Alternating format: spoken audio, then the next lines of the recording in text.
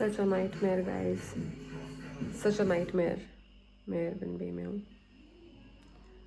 वो मेरा कमरा है, वो मेरे कमरे के साथ वाला है। एक कमरा है जिसमें गालिबन एक इजिप्शियन बंदा है। गाने लगे हुए हैं और कल रात 2 बजे तक 3 बजे तक वो फ़ोन पे था, गाने थे, फ़ोन पे था, गाने थे। आई नीड कॉफ़ी क्योंकि मेरे सर में बहुत दर्द हो रहा है। मैंने उसकी कंप्लेंट की है और उसके बावजूद उसने इतने लाउड गाने लगाए हुए हैं।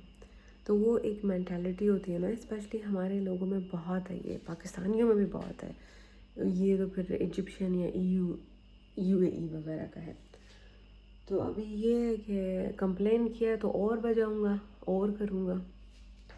हम लोगों में ये सेंस ही नहीं है ना, सेंस के सिविक सेंस नहीं, हम डिसेंसी नहीं है, बेसिक ह्यूमन डिसेंसी नहीं है।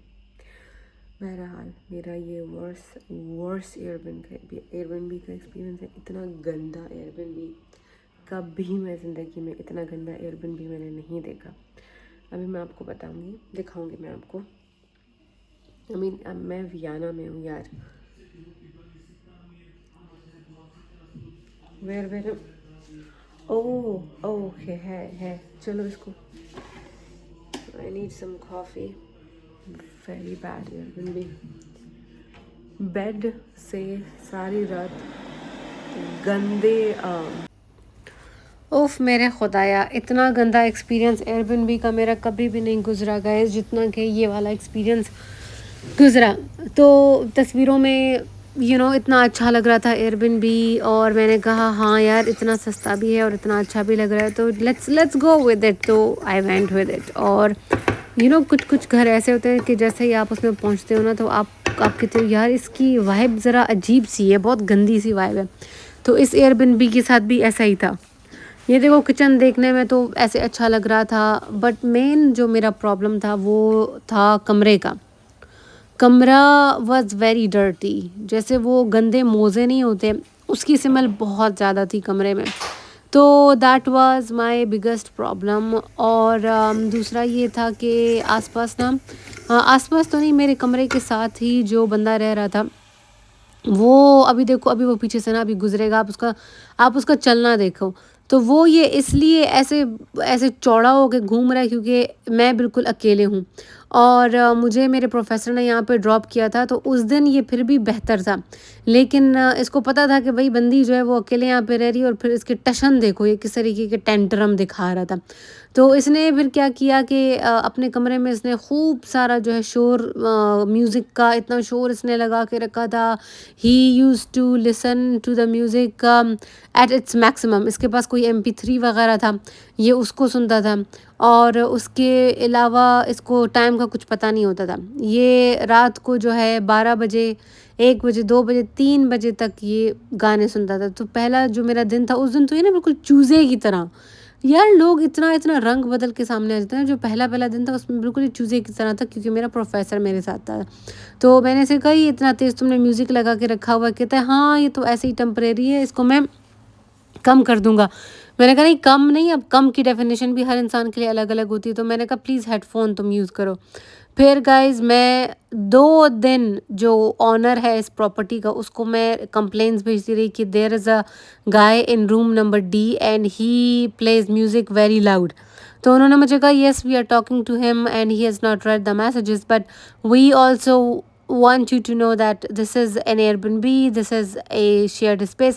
मैंने कहा हाँ but this is the fundamental courtesy and ethic कि आप तेज़ गाने नहीं लगा के सुनते हो।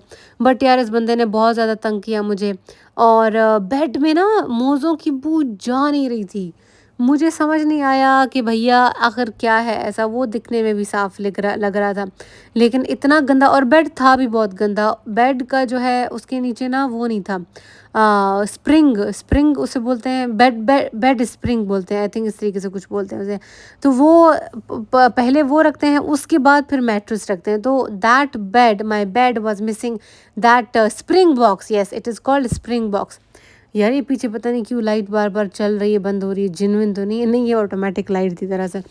तो गाइज़ मेरी बहुत ज़्यादा मेरी सिचुएशन बहुत ख़राब थी और मुझे बिल्कुल भी यहाँ पे मज़ा नहीं आया। तो फिर मैंने कहा कि यार चलो अभी अभी तो आ गए हैं, तो अभी एक दिन जो है इधर यहाँ पे स्टे कर लेते हैं, tomorrow morning I will go back.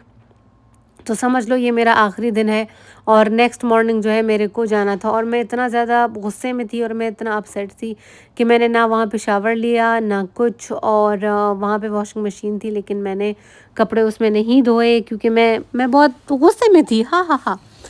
तो नेक्स्ट उसमें क्या हो गया कि ये बंदा जो है, जो अगली अगली सुबह थी ना, अभी ये तो मैं अपने लिए अपना डिनर बना रही हूँ। Next morning this guy, I was working in the kitchen making my breakfast, like heating up my breakfast, और मैं कॉफ़ी बना रही थी। तो ये बंदा जो है पीछे से आ गया और मुझे कहता है मिस। मैंने कहा यस। कहता है इज़ दिस योर फूड। जैसे ही उसने मुझे बोला मैंने कहा चूतिए अब तू मेरे को इंस्ट्रक्शन देगा। तो मैंने उसे कहा this is my food and I am taking it inside, I am going to finish it. तो बस फिर वो चुप हो गया। वो बोल रहा होगा कि इसको फ्रिज में रखो, बर्तन को ऐसे नहीं छोड़ो, मतलब कुछ ना कुछ ऑर्डर वो देना चाह रहा था। मैंने कहा I am not taking any order from you at least. तो that was a worst worst experience. और मैंने इस बंदे की खूब सारी शिकायतें की जो एयरबिनबी का बॉस है। और मुझे पता है आखिरी टाइम में पता चला कि ये बंदा जो है वो एक टेनेंट नहीं है। I mean he is not getting a room from this Airbnb like me. वो बंदा यहाँ पे काम करता है, जैसे मेंटेनेंस के गाइज होते हैं एयरबिनबी के वालों के पास, इनके पास सफाई क्लीनिंग वगैरह के लिए भी लोग होते हैं। तो इसके अगला जो दिन है ना, ये वाला दिन जो आप मुझे कुकिंग करते हुए देख रहे हो, इसके नेक्स्ट डे फिर क्या हो गया कि सुबह जो है ये उठ गया बंदा, ये ओवन को धो रहा है, जो माइक्रोवेव वगैरह है ये अंदर उसने स्प्रे वगैरह छोड़े हुए हैं और उसको ये साफ़ कर रहा है। मैं हैरान, मैंने कहा यार तुम तो इधर रहने चलो। मैंने कहा हो सकता है इसने बेकिंग की, उसने गंदा किया हो तो इसलिए ये धो रहा होगा।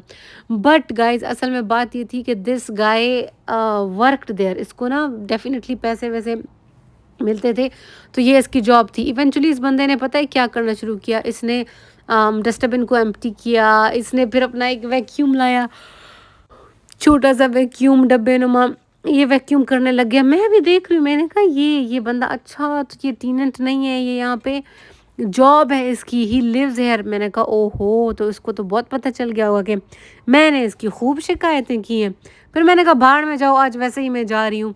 तो इसने ना सारी सफाई की, इसने बाथरूम की सफाई की, इसने सारा डस्टबिन की कचरा साफ़ किया, झाड़ू पोछा इसने लगाया, जो गुसल खाना है उसको इसने साफ़ किया, सारे टॉवल्स इसने रिप्लेस किए, नए ट्रैश कैन्स लगाए। तो सारा कुछ इसने अच्छा खासा इसने काम किया। तो फिर मैंने कहा अच्छा चलो, तुमको तो डायरेक्ट मेरी शिकायतें गई होंगी। तो he was very angry. But एक फ़ायदा हो गया कि इस बंदे ने मेरी उन शिकायतों के बाद ना इस बंदे ने माइक्रोफ़ोन इस्तेमाल करना शुरू कर दिया। उसके बाद मैंने इसको नहीं सुना, कि इसका म्यूज़िक मैंने नहीं सुना। आई मीन इन 2 डेज़ और इन 2 नाइट्स मैंने इतनी शिकायतें भेजी कि ये बंदा ठीक होके बैठ गया, लेकिन खूब एटीट्यूड दिखा रहा था। तो फिर मैंने कहा कि यार तुम लोगों का तो बेड भी बिल्कुल ठीक नहीं है। अब तो गाइज़ मैं ये कहना चाह रही हूँ कि ये मेरी एक और रियलाइज़ेशन थी, और रियलाइज़ेशन ये थी कि देखो kitchen was like very good. उसमें देखो ये सारी कुछ चीज़ें पड़ी हुई थी, इतने मसाले पड़े हुए थे। इवन वो जो पीछे जब मैंने देखा ना, तो एमडीएस का मसाला भी पड़ा हुआ था, बहुत सारे मसाले थे। और एयरबिनबी में क्या होता है कि जब लोग रहने के लिए आते हैं तो वो अपने साथ कुछ सामान ख़रीद लेते, चावल ख़रीद लिए, कोई सब्ज़ी, प्याज, आलू। तो बहुत सारे लोग अपना वो जो लेफ़्ट ओवर होता है वो छोड़ के जाते हैं। तो एयरबिनबी वाले क्या करते हैं कि वो सामान वहीं पे रख देते हैं कि किसी और के काम आ जाए, ठीक है। तो यहाँ पे बहुत सारा सामान वो भी पड़ा हुआ था कि यार you guys can take it and use it. अच्छा, तो लेकिन अच्छा, और इसके अलावा बाथरूम बहुत बहुत अच्छा था, मतलब छोटा सा बाथरूम था। और मैं कह रही थी ओ माय गॉड 5-6 लड़के रह रहे हैं तो बाथरूम का क्या हाल होगा। But bathroom was very clean. Bathroom और इसके अलावा जो गुसल खाना है वो भी क्लीन था। Kitchen was good, kitchen was clean.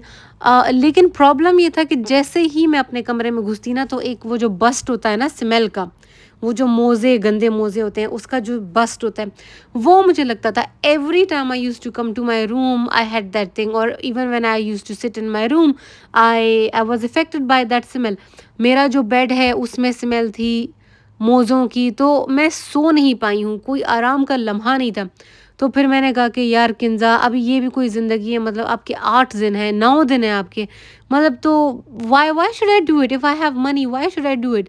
तो इतनी वर्स्ट कंडीशन। उसके बाद फिर मैंने अपने प्रोफेसर से बात की, मैंने कहा please look for another clean apartment for me.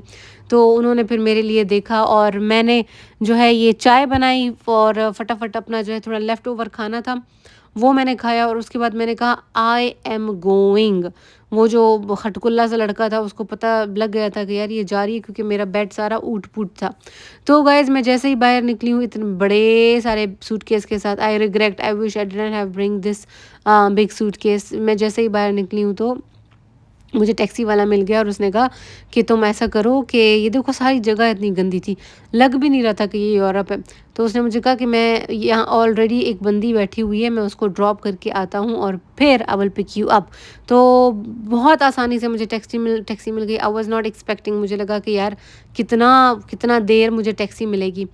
तो गाइज़ ये मैं आ गई और उसके बाद अब जो मेरा नेक्स्ट व्लॉग होगा उसमें आप देखोगे कि किस तरह से मेरा जो नया मेरा जो अपार्टमेंट है उसको ढूँढने में थोड़ा-सा प्रॉब्लम हुआ था, क्योंकि टैक्सी वाले को समझ नहीं आ रहा था और टैक्सी वाला जो था वो सीरिया से था।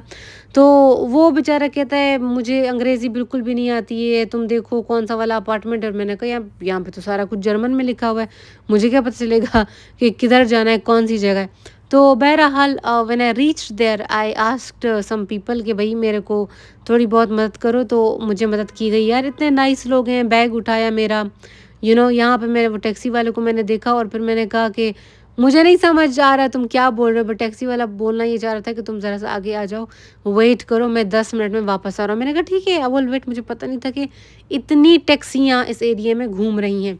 तो I spend 2 nights in that worse Airbnb. यार it's not always money, I swear. जैसे ही मैं उस एयरबिनबी पहुंची ना, मैंने कहा यार does it look like a home?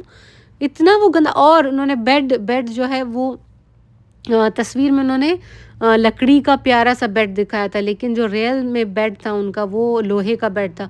Bed इतना गंदा था, उसके ऊपर मैट्रेस इतनी गंदी, मैट्रेस अंदर से गंदी थी, उसके ऊपर बहुत सारे स्टेन्स लगे थे, वो भी मैंने देखा। तो that's it guys, it's okay, bad experiences also teach you a lot. Please like and subscribe, bye, have a good day.